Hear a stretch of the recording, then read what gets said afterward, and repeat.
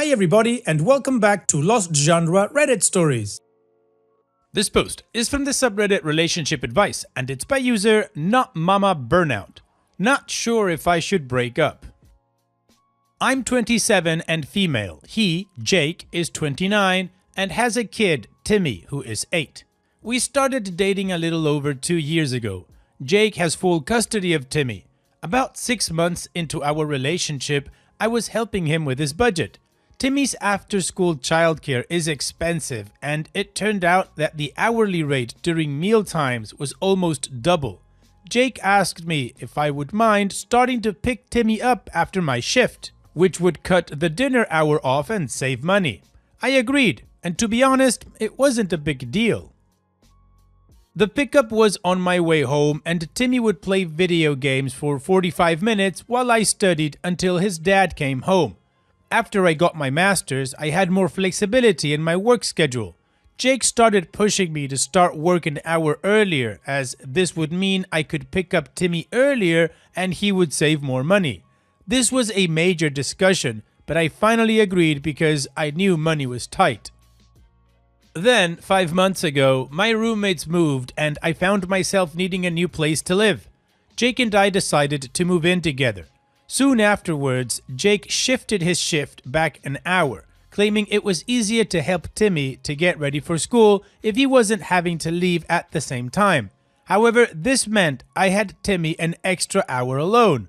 Again, this was a major discussion, but I gave in. Then, Jake decides he is going to start going to the gym after work. For the record, this makes our schedule Monday through Friday that I go to work while they are asleep. Jake gets Timmy on the bus in the morning, goes to work, goes to the gym, and comes back when Timmy is in bed. Meanwhile, I pick up Timmy and provide care for 5 hours, including dinner, bath, and bedtime solo. When I said I didn't like this setup, Jake screamed that I wasn't taking his health seriously. It's been an ongoing fight for the last few months. After New Year, Jake announced that Timmy was old enough to get himself up for school, then that he had taken a completely different shift so that he would work out in the morning. The shift is 12 to 9 and includes Sundays. This means the only time he will even see Timmy is after school on Wednesdays when he has off, and I'll be expected to provide all childcare the rest of the week. I said absolutely not. This was too far. There was a huge argument where Jake said I wasn't being a team player for the family. Then he took Timmy aside and told him not to trust me or listen to anything I said because I lied about caring for him. I left. I've been at a friend's house since Thursday. Jake wants to meet tonight to try to make up. I'm not sure if I should go, and if I do, what I should say. I feel like every time I agreed to help, he pushed things further on me. And while I don't mind helping a partner with a kid, I don't want to be the full-time mom. OP, you're absolutely right. Unfortunately, and this is very sad for Timmy, he's got a scumbag dad that is pawning him off on you. So you are very right to be upset. He kept pushing the boundaries to accommodate himself instead of doing what a parent should do and arrange his life to help his kid out. I think it's time for Jake to find out forever what life without you is like, and you need to leave Jake in the rearview mirror. Again, I'm truly sorry for Timmy, but he is not your responsibility. And honestly, the cherry on top of this whole thing is him taking Timmy aside and telling him not to trust or listen to anything you had to say. What a scumbag. If I were you, I wouldn't even go to see Jake tonight. I would just send a message said, I'm not going, lose my number, we're done. And what do you guys think? Let me know in the comment section, and now let's check out the community comments. Kat Vanderlust says, it sounds like he wanted a free nanny more than a significant other. You aren't this child's mother and you shouldn't be expected to act like it. At least not until you're more serious or married, etc. He was taking advantage of the situation and not being a very present father. I would say meet him for closure if you feel that you need it, but I wouldn't let myself go back to them, not unless they can really change and value you, along with any bit of help with the child you decide to give. Telling that child you're a liar, though, that's a huge deal breaker in my honest opinion.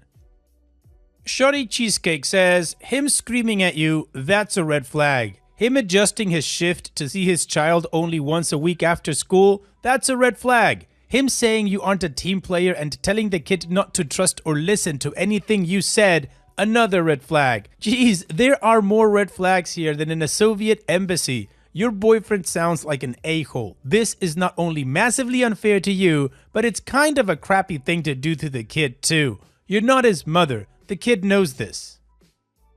He deserves better than to be treated like an inconvenience and dumped off on the nearest person who'll agree to take care of him, and that is 10,000% his dad's responsibility. He needs quality time with his parents too, even if he found your company enjoyable. His father is the only one who can provide that. Also, you have a master's degree. I'm a grad student and that crap is hard. You don't go down that path for no reason, and you certainly don't commit to more student debt and yet another load of difficult coursework to be relegated to nanny status and have your work schedule dictated by a controlling boyfriend.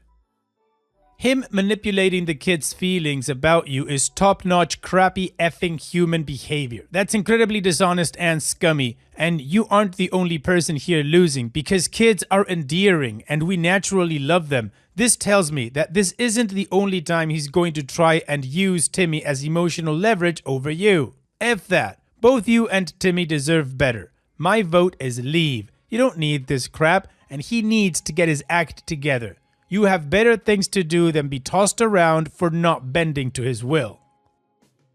Ashrasaurus1 says, the worst part of all this is him talking smack about you to the child he has strong-armed you into being the primary caregiver for.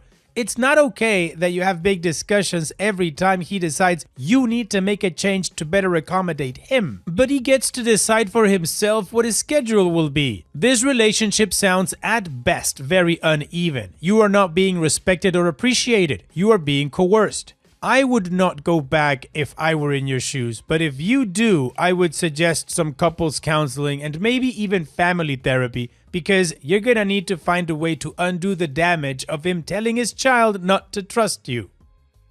Jinky's gang says he just lost his free after-school childcare. Of course he wants to meet up with you. Now just imagine if you have children with him and how much more helpful he'll be. He won't. I think you are being presented with red flags and have a great chance of getting out while you can. Feel horrible that this kid's main parental person is about to be out of his life. But the way your hopefully soon-to-be ex-boyfriend is acting, he'll find another girlfriend quickly. He doesn't want to be a full-time parent. He'll find himself a replacement.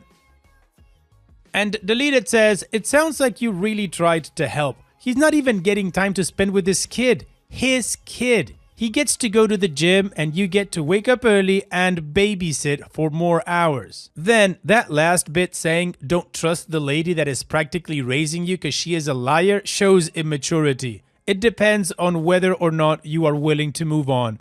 If you think you can, then go ahead, and if you will miss the relationship, then try to go back and see if you will change the schedule, like a 3-month trial, do it or lose it. But don't go back just if you miss the kid or feel guilty that putting the kid in an uncomfortable position. Cause from the kid's point of view, it's better to get out faster than staying and being miserable and it corrupting any goodwill. But I feel like you have given your time generously, and it also sounds like he doesn't see you or spend time with you that often either.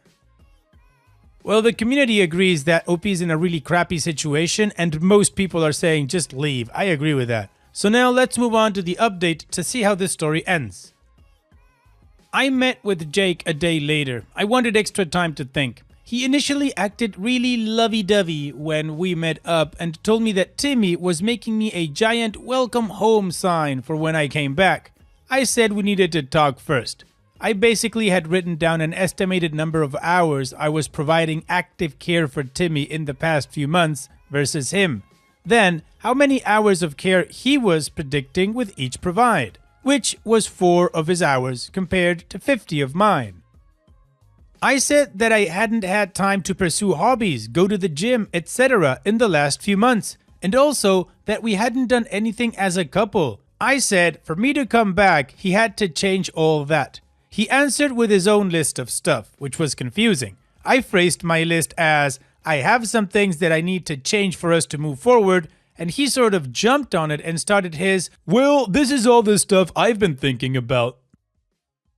I don't even think he listened to me, just heard the opening to list demands. Like also, Jake's mom, Timmy's grandmother, had issues with Timmy's reading, and he's fine, average for his grade, but a whiz in other subjects. So she wants me to raise Timmy's grades more as he struggles with reading. Honestly, I think she's always been a major issue. She's the type of person who refers to Jake as babysitting Timmy, even though he has full custody. She takes Timmy 1 day a week and spends a ton of that time undermining a lot of the stuff that I did at home.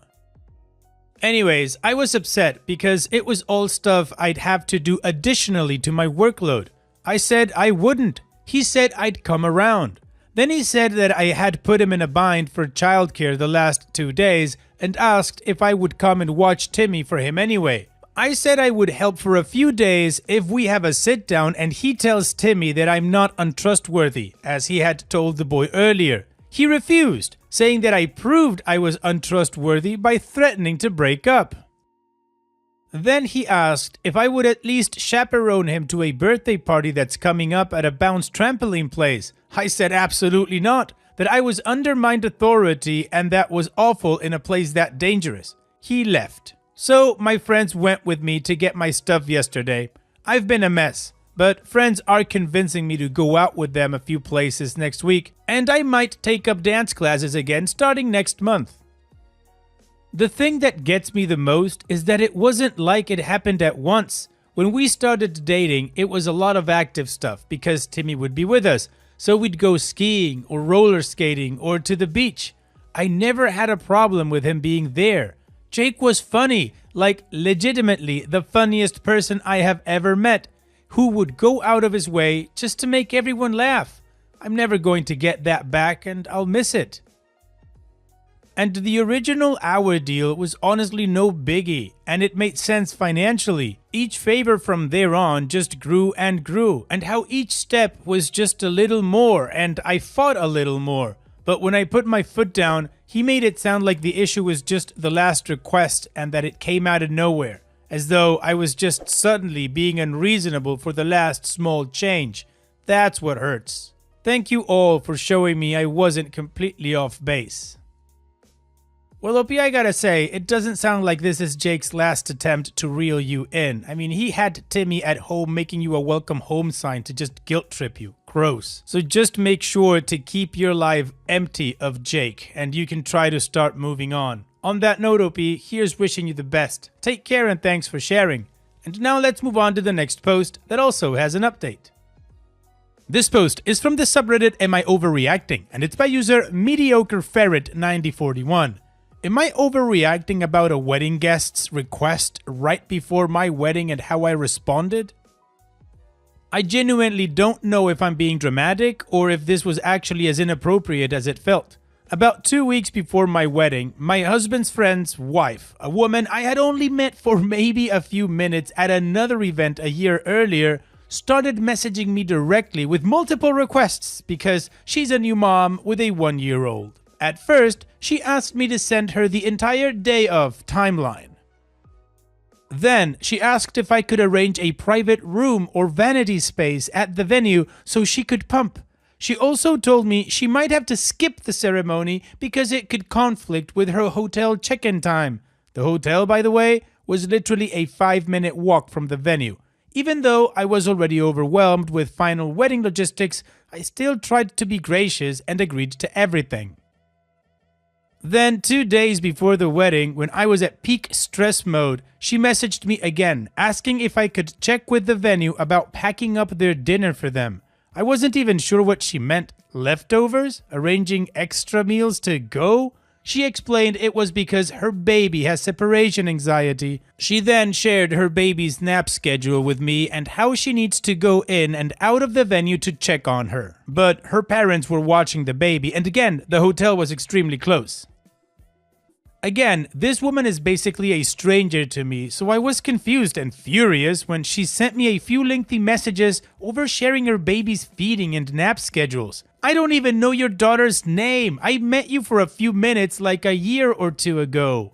At that point, something in me just snapped internally. It felt like an avalanche of very personal logistic demands being placed directly on me by someone I barely knew, at one of the most high-pressure moments of my life. I ended up replying with a very cold, short message saying I couldn't make any more arrangements that late. I didn't acknowledge her being a new mom or validate her situation at all. I was just mentally exhausted and honestly so irritated. OP, in my opinion, you're not overreacting, and maybe I'm an a-hole, but honestly, acknowledge her being a new mom? Why do you need to do that? That she demand a parade or something? And validate her situation at all? Dude, that is your reality. You just learn to live with it and you adjust yourself to it. It is not the bride's responsibility to accommodate you so you can attend as a guest to her wedding. OP, her self-importance is off the chart. I honestly would have said no from the start. That's it. And if that makes it so that you can't come to the wedding, well, have fun at home. I don't care. And what do you guys think? Let me know in the comments section. And now let's check out the community comments. Happy Camper 418 says, not overreacting. As a May 2026 bride, I am so sick of people making demands and requesting last-minute changes. For some reason, there is so much entitlement surrounding weddings. You were already nicer than I would have been. If she is concerned and requires multiple special accommodations, then maybe she shouldn't go. And Dopey responds, first of all, congratulations. Having a spring wedding in May is such a dream. My response was essentially that if attending the wedding was going to come with that many logistical challenges for her, it might be best for her not to attend. I'm only reflecting on it now because I'm about to become a mom myself, and I'm starting to wonder whether I was too harsh or not empathetic enough toward a new mom at the time. Miss Jam says, not overreacting. Even when I'm just hosting people at my home and they call and message the day of while I'm trying to get things ready, it drives me absolutely nuts. She is a guest at your wedding, not a guest of honor. Let her make her own accommodations. Better yet, let her spouse, who is friends with your now husband, talk to him to make the arrangements. Can they get their meals wrapped up to go? How ridiculous! If they're not going to eat at your reception, then they should make other arrangements for a meal as well.